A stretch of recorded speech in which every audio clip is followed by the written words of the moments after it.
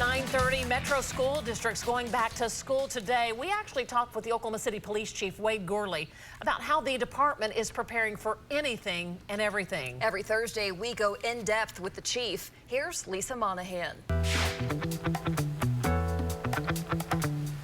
Oklahoma City's top cop here this morning to talk about school security. Welcome, Chief. Students making that big return to the classroom today.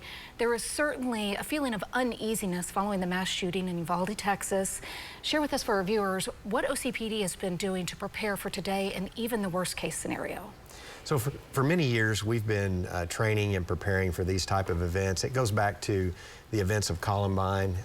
Police departments across the country changed how they respond to these type of incidents, and no longer sitting back and waiting, but getting inside and making sure that we stop that threat. And that's what the Oklahoma City Police Department's been training, been working with the different school systems for many years so that we have a proactive and a successful response if something is to happen. We've seen on Oklahoma City Police's Facebook page, officers in these schools sort of mapping out the lay of the land in the schools. Is this something that you guys are doing as a reactive measure to what occurred just last year, or is this something that's been going on behind the scenes? This is something that's been done for a long time. Even when I was a commander over our tactical unit back in 2010 through 2012, we used to go and help school systems, come up with making sure we were checking their exits and that doors were secured, but also too, taking those school floor plans and mapping those and putting those in our CAD system so the police officers have access to those.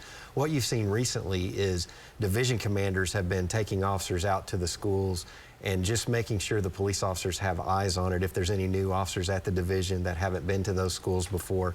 And we're just making sure now that they know what the school looks like too from a first-hand standpoint, not just a map. It may seem like a no-brainer, but is this to help in response time if something were to happen? How critical would it be to know the lay of the land?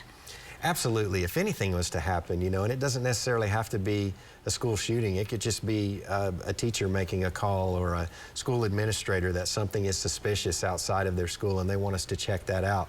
Having that lay of the land and knowing exactly if they mention a certain playground or something like that, the officers know where to go and look when they get that call. That's certainly comforting. What about intruder drills? We've heard a lot about intruder drills. Are you guys actively working with the schools on these intruder drills? We have in the past on those, and especially our school resource officers. During the summer, they do a lot of training, not only with the school systems, but just on their own as well in how to respond to these type of events. And we want to make sure that their training is up to date. Just recently, our school contract was renewed with Oklahoma City Public Schools, but we have officers in schools all around the Oklahoma City area. Some of them are employed in an off-duty capacity.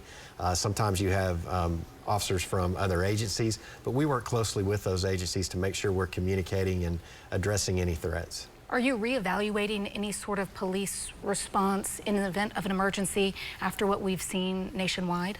We do that every time a large-scale event, something happens that gains national attention. We look at their after-action reports. We do everything we can to learn from that.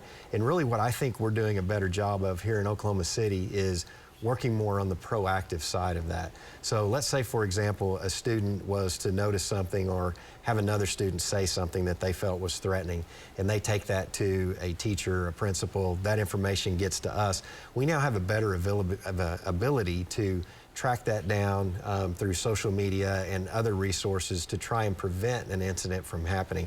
So that's really our goal, is can we get these intercepted at that stage where somebody becomes suspicious and prevent something bad from happening. Good to know. We are out of time for today. This is an important discussion, though. We want to continue it. We'll be discussing school safety measures again next week. So if you have a specific question for the chief, you can send us an email to chatwiththechief@griffin.news. We'll be tackling this topic again next Thursday. We'll see you then.